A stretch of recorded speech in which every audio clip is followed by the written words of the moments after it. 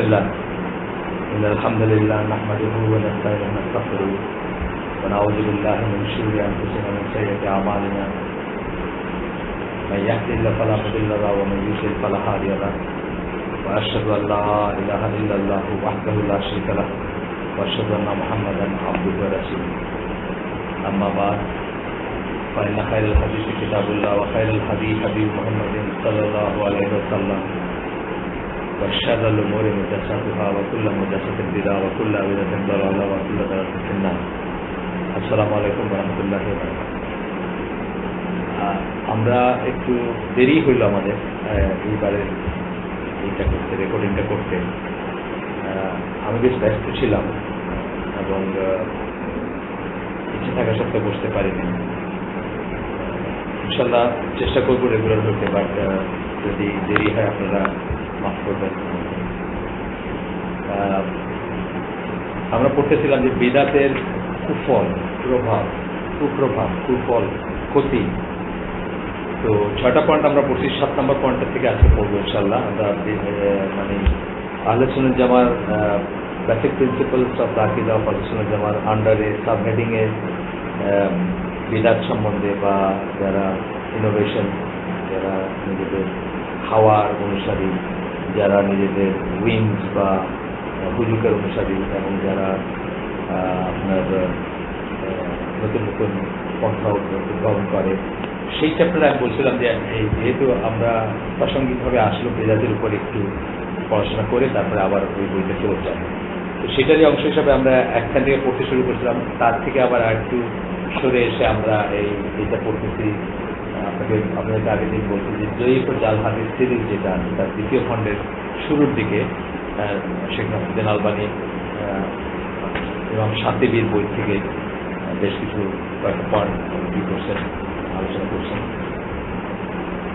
তো সেইগুলা আমরা পর্যায়ক্রমিকভাবে পড়তেছিলাম আপনার পয়েন্টগুলা পড়তেছিলাম 6টা পয়েন্ট আমরা আগের দিন কভার করছি আজকে ইনশাল্লাহ 7 নম্বর পয়েন্টটা পড়বো 7 নম্বর পয়েন্ট অনওয়ার্ড পড়বো ইনশাল্লাহ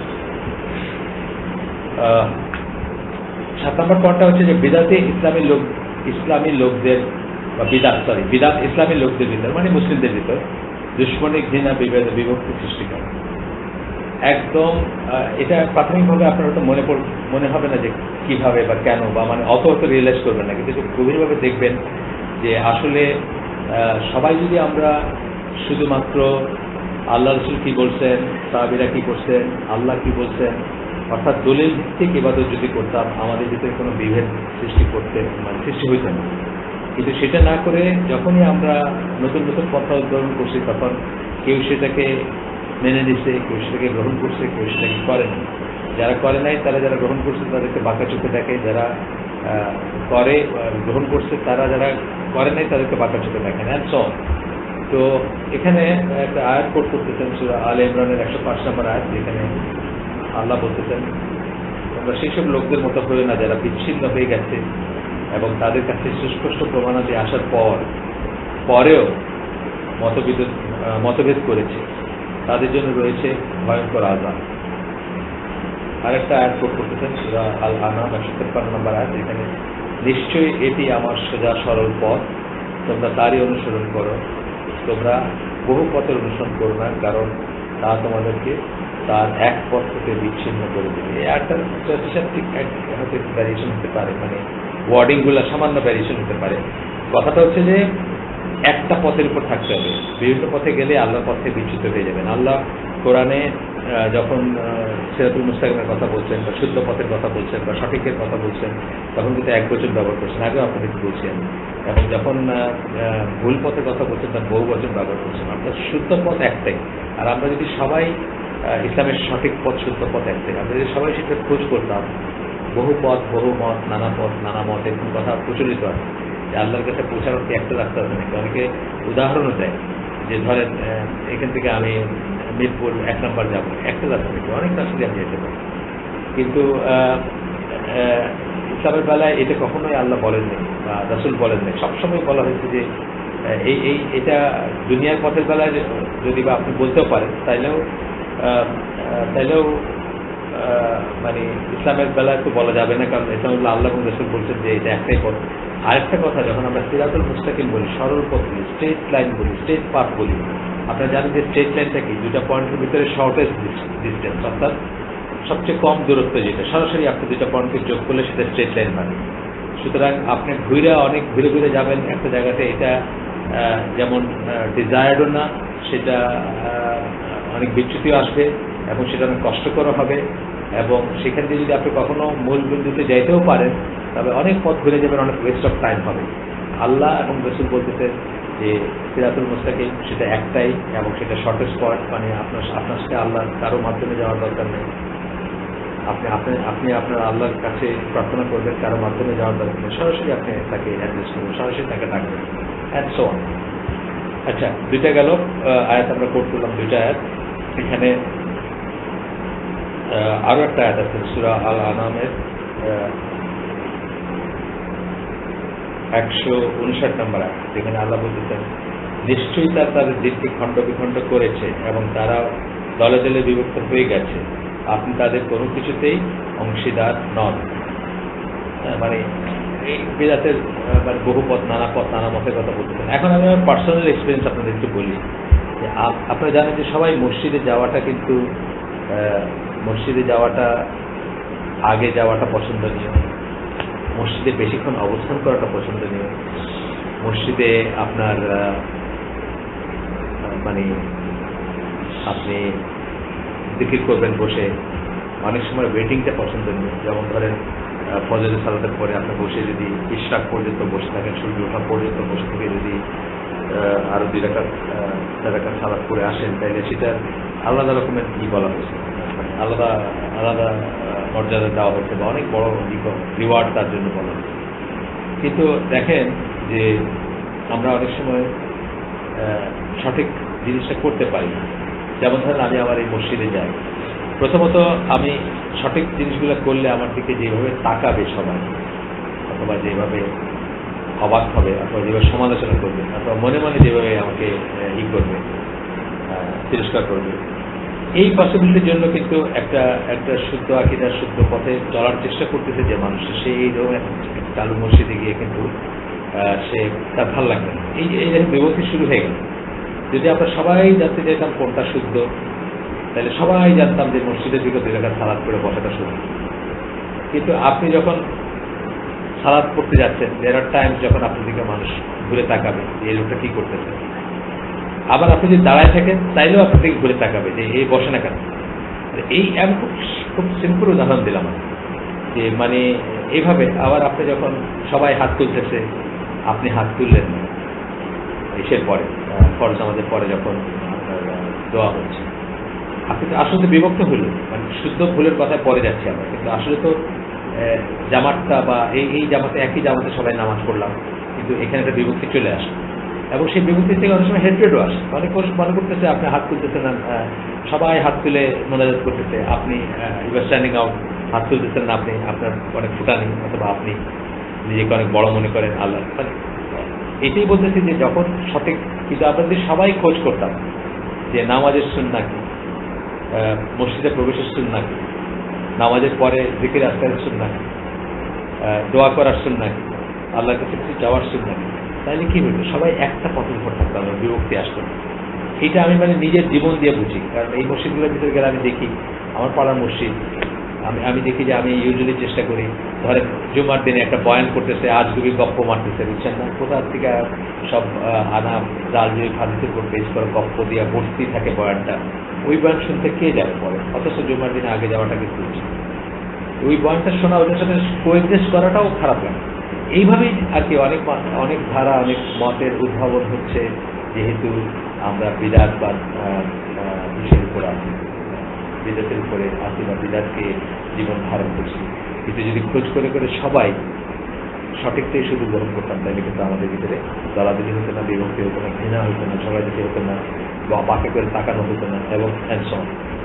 তো যাই হোক, এরপরে 8 নম্বর পয়েন্ট হচ্ছে বিদাত মোহাম্মদের শাফায়েত প্রাপ্তি হতে বাধা প্রদান করবে। মোহাম্মদ সাল্লাল্লাহু আলাইহি ওয়াসাল্লামের শাফায়েত, অর্থাৎ আপনারা জানেন যে কিয়ামতের দিন হাসরের ময়দানে রাসূল সাল্লাল্লাহু আলাইহি ওয়াসাল্লাম পারমিশন চাবেন সাফায়াতের, তাকে পারমিশন দেওয়া হবে এবং তারপর তিনি সাফায়াত করবেন। কার জন্য সাফায়াত করবেন এটা, বা মধ্যস্থতা করবেন, সুপারিশ করবেন, এটা তো আল্লাহ পারমিশন লাগবে। যাই হোক, তো এখন এখানে আসতেছে একটা এখানে বলতেছেন, কারণ হাদিসের মধ্যে বলা হয়েছে যে বিদাতিকে হাউজে কাউসারের পানি পান করা হতে বঞ্চিত করা হবে, তিনি তাদের দূর হয়ে যেতে বলবেন। এটি প্রমাণ করে যে তারা তার সাফায়াত হতেও বঞ্চিত হবে। এখানে শাতিবী রহমতুল্লাহ রহিমাহুল্লাহ এক দুর্বল হাদিস যে দলিল গ্রহণ করে সেটির অর্থকে সহি ব্যাখ্যা দিয়েছেন। সেটি হচ্ছে, বিদাতি ছাড়া আমার উম্মতের সবাই আমার সাফায়াত পাবে। অনেক সময় একটা দুর্বল হাদিসের মানে বক্তব্যটা সঠিক হয়, সনদটা সঠিক হয়। এখানে আমল করার কোনো ব্যাপার আসতে না, বক্তব্যটার কথা আসছে। অনেক সময় যে বক্তব্যটা সঠিক হয় কিন্তু হয়তো সেই সনদটা সাউন্ড না বা দুর্বল। তো যাই হোক, এভাবে আপনারা জানেন যে অনেক চেইন থেকে যখন একটা দুর্বল হাদিস একটা সঠিক বক্তব্যের উপর অনেক কটা চেইন থেকে আসে, সে দুর্বল থেকে তখন হাসানে উন্নীত হয় বা এই ধরনের সিস্টেম আছে। যাই হোক, তার মানে আমরা বলতেছি না যে আমরা দুর্বল হাদিসের উপর আপনাদেরকে আমল করতে বলতেছি না, কখনোই বলবো না ইনশাল্লাহ। এটা আমলের ব্যাপার না, যেটা একটা করতেছে না, মানে একটা বক্তব্যের কথা বলতেছে। 9 নম্বর, বিদাত সহিহ সুন্নাহকে বিতাড়িত করে তার স্থলাভিষিক্ত হয়। এটা তো আমরা অনেকবার আলোচনা করছি, এই গতদিনও বলছি, তার আগেও বলছি যে এক গ্লাস পানির ভিতরে এক গ্লাস পানি ভর্তি, এক গ্লাস পানি আছে একদম মুখে ভর্তি, ধরেন একটা সহিহ সুন্নাহ, আপনি এর ভিতর একটা বিদাতের পাথর ঢুকাইলেন, পাথর থেকে কি হবে, বিদাতটা যে স্থান নেবে সেই দখল করবে, সেইটুকু পানি উপচে পড়ে যাবে, অর্থাৎ সুন্নাহটা ডিসপ্লেস হবে। আপনি দেখেন একটা যে কোনো বিদাতে আপনি বলেন যে, যেমন ধরেন নামাজের নিয়ত পড়াটাই বলি, এটা একটা বিদাত। নিয়ত যে আমরা পড়ি, নিয়ত পড়তে গিয়ে আমরা কি করতেছি, আমরা কিন্তু সহিহ সুন্নাহ কি ছিল, ইন্টেনশন, বা আপনি মনে করবেন যে আমি করব, সেই ইন্টেনশনের কিছু থেকে আপনি বঞ্চিত হচ্ছেন। আপনি বিজি থাকেন যে নামাজের নিয়তটা পড়াতে। আচ্ছা, এরপরে আরো কুফল কি হয় দেখেন, যে আপনি এটা পড়তে গিয়ে, আমি আপনাকে বলছি বোধহয় আগে, আমাদের এক আত্মীয় আছেন, উনি এটা নিয়তটা পড়বেন, পড়তে গিয়ে প্রত্যেকবার মনে হবে যে ওনার ভুল হয়েছে, আবার আমি শুরু করবেন, এইভাবে দেখা গেছে যে ওয়াক্তি হতে চলে গেল কখন, মানে নিয়তটা খালি ঠিক করতে করতে। অশ্বাস এটা অফকোর্স, বাট এই যে অশ্বাসের রুটটা হচ্ছে একটা বিধান।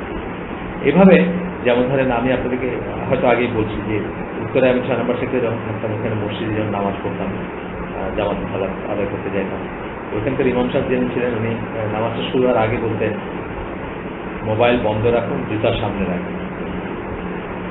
এটা অলমোস্ট একটা নিয়ম হয়ে গেছিল মসজিদ, মোবাইল বন্ধ করতে বলতেছেন, জুতার সামনে রাখুন। অথচ সহিহ সুন্নাহ হচ্ছে, এবং যেটা ইমামের উপর ওয়াজিব, ইমামের কতগুলো ওয়াজিব আছে তার ভিতরে এটা একটা, যে উনি ইকামত শেষ হওয়ার পরে ঘুরে দাঁড়ায় দেখবেন, মেক শিওর করবেন যে রোগগুলা সোজা হয়েছে, কাঁধে কাঁধ পায়ে পা মেলায় মানুষ দাঁড়াইছে, এবং না হলে উনি মানুষকে ইনস্ট্রাকশন দিবেন, এটা করেন, এটা করেন, এটা করেন, ইকামতের পরে। কিন্তু যেহেতু ওই একটা বিদাতে এসে ঢুকছে, জুতার সামনে রাখা এবং টেলিফোন বন্ধ করার কথাটা আসছে, সুন্নাহটা চলে গেছে, এবং সেটা সুন্নাহটা যে তার জন্য ওয়াজিব ছিল এইটাও তিনি জানেন না। এইভাবে আর কি বিদাত প্রকৃত সুন্নাহকে বিতাড়িত করে যে কোনো কিছুতে আপনাকে, যে কোনো কিছুতে, এই যে নামাজের ভিতরে আপনার সালাতেই বলি, সালাম শেষ হওয়ার সাথে সাথে সালাম শেষ হওয়ার সাথে সাথে সালাম ফিরে যে আল্লাহুম্মা আমিন বলে হাত তুলেন, এতে কি হলো, অলমোস্ট কোনো মুসল্লি যে জিকির আজকালগুলো আছে আপনারা জানেন, আস্তাগফিরুল্লাহ, আস্তাগফিরুল্লাহ, আস্তাগফিরুল্লাহ, আল্লাহুম্মা আনতা সালাম মিনকা সালাম তাবারাকা ইয়া যাল জালালি ওয়াল ইকরাম, তারপরে আপনার কি বলে লা ইলাহা ইল্লাল্লাহু ওয়াহদাহু লা শারীকা লাহু, এন্ড অনওয়ার্ড যেগুলো ছিল আপনার সুবহানাল্লাহ, আলহামদুলিল্লাহ, আল্লাহু আকবার, তারপরে আয়াতুল কুরসি, তারপরে হয়তো কখনো কোনো থেকেও করতেছেন, একদম করতেছেন, আমি সেটা বলছি না, কিন্তু এই জিনিসগুলো উঠে গেছে, দোয়াটাই মোর ইম্পর্টেন্ট হয়ে গেছে। আমি অনেককে দেখি সুন্নাত নামাজের পরে এটা করে, অথচ আমি মোহাম্মদ সাল্লাল্লাহু আলাইহি ওয়াসাল্লামের লেখা পড়ছি যে উনি একদম স্পষ্টত বলছেন যে ফরজ নামাজের পরে প্রথমে আজকারগুলো হবে, জিকির আজকারগুলো হবে, তারপরে সুন্নাত। তিনটা সুন্নাত বাসায় এসে পড়ানো, এইটাও একটা সুন্নাত। এখন বাসায় এসে পড়াটা তো সুন্নাত, সুন্নাত নামাজ বাসায় পড়াটা সুন্নাত। আপনি যদি উঠতে যান ফরজ নামাজের পরে, মানুষ আপনার দিকে তাকায় থাকবে, একদম শ্যান দৃষ্টির তাকায় থাকবে, যে আপনি অনেকে মানে বলতেই শুরু করে দেবে কি নামাজ পড়তে আসে এসে শেষ হইলে হাঁটা দিল বাড়ির দিকে, অথচ 25 থেকে 27 গুণ বা 25 গুণের বেশি বা 25 গুণ এরকম কথা আসছে। যে আমি আপনাদের দরকার হাদিসটা আবার পোস্ট করবো, আপনাদের সত্যি সন্ধ্যা আমি গ্রুপের মধ্যে আগে দিচ্ছিলাম, আবার দিব, আমার কাছে আছে যে 25 মোর দেন 25 টাইমস এরকম বোধের ল্যাঙ্গুয়েজটা আমার এক্স্যাক্টলি মানে সার্বমুখা বলতেছি না আপনাদের। বেশি সওয়াব যদি আপনি সুন্নত নামাজগুলো বাসায় পড়েন, ঠিক যেভাবে 25 থেকে 27 গুণ সওয়াব যদি আপনি ফরজ নামাজগুলো মসজিদে পড়েন, একইভাবে সুন্নত নামাজগুলো বাসায় পড়লে সওয়াব বেশি। অথচ আপনি যখন বের হচ্ছেন ফরজ নামাজ পড়ছেন, তারপরে আপনি আস্তে বিশেষ করে এশার নামাজে দিকের আস্তেগুলো করলেন, তারপরে যখন বাসার দিকে আসবেন তখন দেখবেন যে সবাই ব্যস্ত সুন্নত এবং বিতির পড়তে দেবেন। আপনি যদি আসতে উদ্যত হন বা রেডি হন, তখন দেখবেন আপনার দিকে শান দৃষ্টিতে তাকিয়ে নিতে কেউ কেউ বলতে শুরু করে দিন কি নামাজ পড়তে আসে, আইসেই দৌড়াইতে চায়, চলে যেতে চায়। অথচ হয়তো সেই লোকটা সুন্নাতটা জানে, সুন্নাতটা জানে যে সুন্নত নামাজ অলমোস্ট ইনভ্যারিয়েবলি বাসায় পড়তেন এবং তাগিদ দিয়ে গেছেন বাসায় পড়া যাবে, বাসায় পড়ার সওয়াবটা বেশি। তাহলে এটা হতো না। এইভাবেই কথাটা মানে প্রতিষ্ঠিত হয় যে বিদআত সহিহ সুন্নাহকে বিতাড়িত করে তার স্থলাভিষিক্ত হয়। এটা আপনি আরো অনেক উদাহরণ দিতে পারতাম, ঠিক আছে, এখানে শেষ করলাম। 10 নম্বর পয়েন্ট, বিদআতের কুফল সমাধান। বিদআত সৃষ্টিকারী তার নিজের অনুসারী বিদআতের সাথে জড়িত প্রত্যেক ব্যক্তির সমপরিমাণ গুনাহের অংশীদার হবে। যে স্টার্ট করছে, আমরা জানি সে হাদিস, যে কেউ যে একটা ভালো কাজ স্টার্ট করবে সে সেটা রিওয়ার্ড পাইতে থাকে, এবং কেউ যদি একটা খারাপ জিনিস শুরু করে যায় সে সেটার গুনাহ করবে। পরবর্তীতে যারা গুনাহ করবে তাদের গুনাহ কমতি ছাড়াই, মানে কেউ কাউকে শেয়ার করবে না, কিন্তু সেও গুনাহগার হবে। এখানে বুখারী মুসলিম একটা হাদিস কোট করতেছেন, যে ব্যক্তি ভ্রষ্টের দিকে আহ্বান করবে সে গুনাহ ও তার অনুসারীর গুনাহ বহন করবে। সে তার গুনাহ মানে আহ্বান করার যে গুনাহ সেটা, আর অনুসারীদের গুনাহ সে বহন করবে। অনুসারীদের গুণের সময় সামান্য পরিমাণ ঘাটতি না করে, অর্থাৎ অনুসারীদের গুনাহ কিন্তু কমবে না, তাদের গুনাহ হবে, সেটা যে এই বহন করে দিতেছে বা সে কমায় করতে তা না, তাদের গুনাহটা তাদের হবেই। আর তাছাড়াও সেও একই সাথে পারপিচুয়াল গুনাহ হইতে থাকবে তার যতদিন যত মানুষ এই খারাপ কাজ করতে থাকবে। সিনেমা হল বানায় আপনি মরে গেলেন, হয়তো আপনার বানানোর আগে মুহূর্ত পর্যন্ত আপনার হয়তো বেশ আমল ছিল, বানানোর পরে যতদিন এই সিনেমা হলে মানুষ সিনেমা দেখবে প্রত্যেকের গুণার সাথে আপনার গুণের অংশ যুক্ত হইতে হইতে, আপনার কাইটা কাটাকাটি হইতে হইতে আপনার ভালো কাজ সমস্ত শেষ হয়ে গিয়ে নওয়ানে যতদিন সিনেমা হল থাকবে আপনার গুণা শুধু যোগী হতে থাকবে। ভয়ঙ্কর কথা চিন্তা করেন। 11 নম্বর পয়েন্ট, বিদাতির অমঙ্গলজনক শেষ পরিণতির ভয় রয়েছে। শেষ পরিণতি অর্থাৎ কি? জাহান্নামে যাওয়ার, আগুনে যাওয়ার ভয় আছে।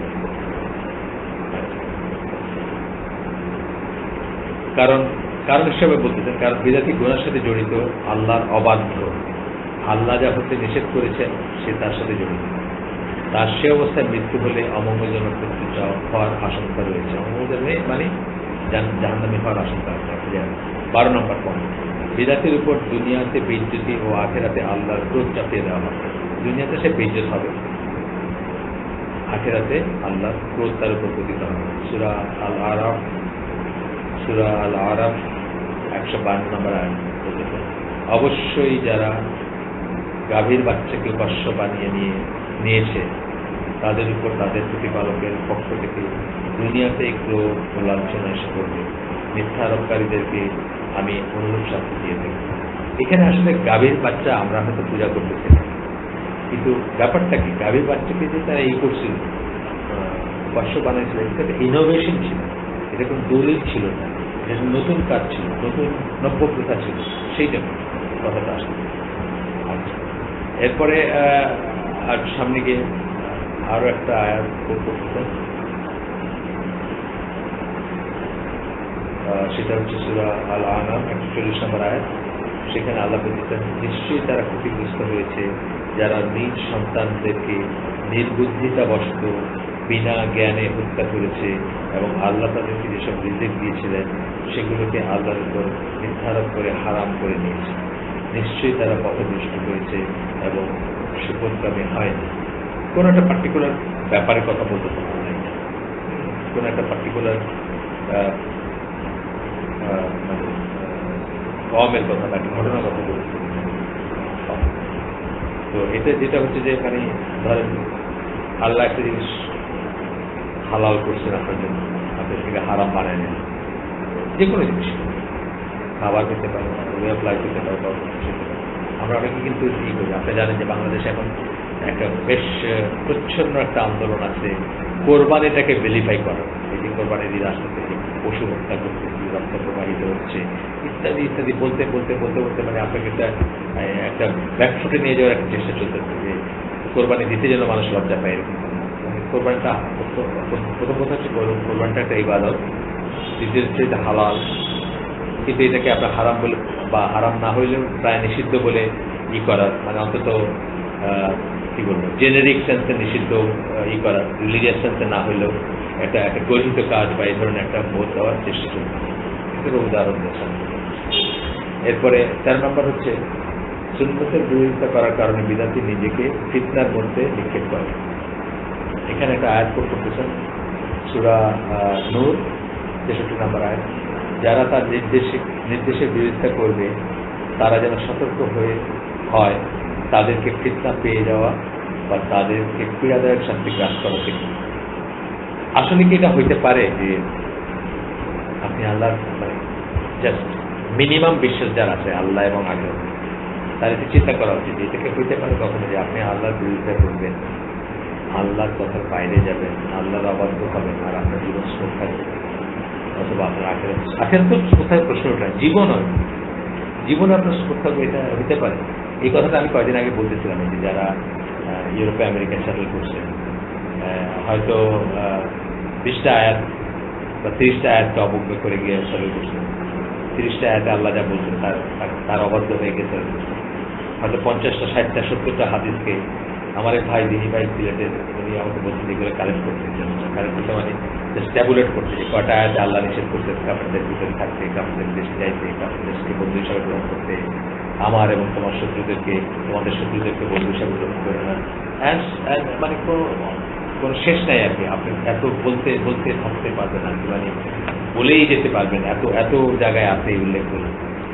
এগুলাকে আমরা সুইপিং বিলো দ্য কার্পেট বলি, যেটা একটা কথা আছে না, যে মানে আপনি ময়লাটাকে দেখতে চান না, সেই জন্য ময়লাটাকে ঝাড়ু দিয়ে কার্পেটের নিচে ঢুকাই দিলেন, রিয়েলি পরিষ্কার করলেন না। সেইভাবে যদি আমরা দেখেও না দেখার মান করি, শুনেও না শোনার মান করি, আমাদের উপর অবশ্যই শাস্তি নেমে আসবে। এবং আমি তো মনে করি এখন যা করতেছে, এই যে কত ধরনের সমস্যায় জড়িত আমাদের সমস্ত দিনী ভাইরা বা মুসলিমরা যারা ওয়েস্টার্ন ওয়ার্ল্ডে আছেন, কত ধরনের সমস্যায় জড়িত। মেয়ে লেসবিয়ান হয়ে যেতেছে, ছেলে গে হয়ে যেতেছে, ছেলে স্ত্রী যেতেছে, ছেলে গার্লফ্রেন্ডের বাসায় থাকতেছে, মানে কত রকমের সমস্যা আছে আমাদের। ছেলে আর আগে বিশ্বাস করে না। একজন মহিলা নিশ্চয়ই, উনিও এটা এই গ্রুপের মেম্বার আছে, সত্য সন্তান, আমি তার নাম বললাম না, উনি আমেরিকায় থাকেন, উনি নিজে কিন্তু আমেরিকায় থাকেন, হিজাব করেন, কিন্তু ওরা ছেলে আর এখন ফিল করেন মানে আর সম্ভবত বিশ্বাস করেন না, সম্ভবত অবিশ্বাস। তো এরকম আমি অনেক বলতে পারতাম, কিন্তু কথা হচ্ছে যে এগুলো আসলে কেন হচ্ছে। ইউজুয়ালি আপনি চিন্তা করে দেখবেন যে আজকে আপনি যে খারাপের করতে যাচ্ছেন, আল্লাহ তো বলছেন যে আমাদের নিজের হাতে কাম, যে কোনো ক্যালামিটি, যে কোনো বেইজ্জতি, যে কোনো জিল্লতি যেটার ভিতরে আমরা যাচ্ছি, এটা আমরা আর্ন করছি অনেক আগে, 10, 20, 30, 40, 50 বছর আগে আর্ন করছি। আর অনেক সময় একটা উল্টাটা ব্লেসিং যেটা, এটা হয়তো আপনি আল্লাহ তার ডিভাইন উইজডমে জানেন, আপনি হয়তো এটা আর্ন করেন না, কিন্তু আল্লাহ জানেন যে আপনার সোলটা আল্লাহর কাছে খুবই নিবেদিত প্রাণ, অথবা খুব সিনসিয়ার বা খুবই প্রাসঙ্গ। আল্লাহ আপনাকে অ্যাডভান্সও রিওয়ার্ড দিতে পারেন, আপনি কখন আর্ন করা ছাড়াই রিওয়ার্ড পাইতে পারেন, কিন্তু আল্লাহ আপনার ভিতরতে জানেন। যাই হোক, এখন যেটা আর কি, যে তার নির্দেশে বিরোধিতা করবেন আপনি, অথচ আপনার জীবন স্মুথ চলবে। আপনি মনে করবেন যে আপনি একটা হিজাব মাথায় দিয়ে কানাডার রাস্তায় ঘুরতেছেন, কত বড় স্যাক্রিফাইস করে ফেলেন, কিন্তু আদতে যে আপনি তার প্রাথমিকভাবে যে তার দিকে আপনি তার নির্দেশকে অমান্য করে ওই দেশে পাড়ি দিতেন, এটা আপনি মিস করেন। এবং যখন ক্যালামিটি আসে তখন বলে যে আমার এরকম কেন হবে, আমি তো আমেরিকা বা কানাডার মতো জায়গায় থেকেও তো তার সাথে সালাদ করি, আমি তো মাথায় কাপড় দিই, বা আমি তো দাঁড়িয়ে রাখছি, আমি যেরকম জানার চেষ্টা করতেছি অ্যান্ড সো অন। আচ্ছা, 14 নম্বর, বিদাতের অন্যতম ভয়াবহতার কারণ এই যে সহি সুন্নাহ তার ধারক বাহক ও তার উপর আমলকারীদের বিদাতি ঘৃণা করবে এবং তাকে মন্দ জানবে। মানে যে সঠিক পথে আছে তাকেই ঘৃণা করবে, যেটা আমি একটু আগে আমাদের মসজিদের কথা বললাম, যে সঠিক কাজটা করলেই আপনি কিন্তু তারা করে থাকেন, বিকজ সে নিজে বিদাতি। যাই হোক, এভাবে ভেঙে ভেঙে বলছেন বা এবং সাথীকে যেভাবে ডেভেলপ করছেন সেটাই তুলে দিতেন এখানে। 15 নম্বর হচ্ছে বিদাতি নিজেকে শরীয়তের মধ্যে কিছু সংযোজনকারী হিসাবে প্রকাশ করে। শরীয়ত তো কমপ্লিট, কিন্তু বেদাতি কি করে, যখনই কিছু করতেছে তার মানে কিছু যোগ করলো, কিছু সে যে শরীয়ত কমপ্লিট এই জিনিসটাকে অবজ্ঞা করলো, এই জিনিসটাকে অস্বীকার করলো, এই জিনিসটাকে ছোট করে দেখলো এবং নতুন জিনিস সংযোজন করলো। 16 নম্বর, বিদাত হচ্ছে জ্ঞান ছাড়া আল্লাহর ব্যাপারে কথা বলা। এটা বিদাতের একটা ডেফিনিশন। বিকজ যাই বলতেছেন আপনি, যে ধরেন এটা করলে এটা হয়, এই কথা কোনো দলিল নেই, তার মানে আপনি নিজে বানায় ফেলেন এবং বানাইলেন আলটিমেটলি কি কার ব্যাপারে বানান? আপনি আল্লাহর ব্যাপারে বানান। রিওয়ার্ড দেওয়ার মালিক আল্লাহ, পানিশমেন্ট দেওয়ার মালিক আল্লাহ। আপনি কিন্তু নিজের থেকে রিওয়ার্ডের ঘোষণা দিন অথবা পানিশমেন্টের ঘোষণা দিন, এটা করলে এটা হবে বা এটা না করলে এটা হবে। এখানে আয়াত কোট করতেছেন সূরা হাক্কা। দেখেন এই কথা কিন্তু রসুলকে বলছেন, আমাকে আপনাকে না। সে যদি আমার নামে কোনো কিছু রচনা করতো তাহলে আমি তার ডান হাত ধরে ফেলতাম, অতঃপর তার গ্রীবা কেটে দিতাম, মানে গলা কণ্ঠনালী কেটে দিতাম। এই কথাটা যেটা আসে, তোমাদের কেউ তাকে রক্ষা করতে পারত না। সূরা হাক্কা 46-47 নম্বর আয়াত, 46-47 নম্বর আয়াত। আল্লাহ রসুলকে আল্লাহ এটা বলছেন। আপনারা আমার বেলা পেলে চিন্তা করেন, যদিও আমাদের বেলা তো সিভিয়ার হতে বলবেন না, আল্লাহ আমাদেরকে অনেক ক্ষমার চোখে দেখবেন, রসুলের অনেক বেশি। তারপরে অত চিন্তা করেন যে রসুলকে আল্লাহ ছাড়তেন না, মন গড়া কিছু করতেন না। আচ্ছা, এরপরে সূরা নাজমের 3-5 নম্বর আয়াত।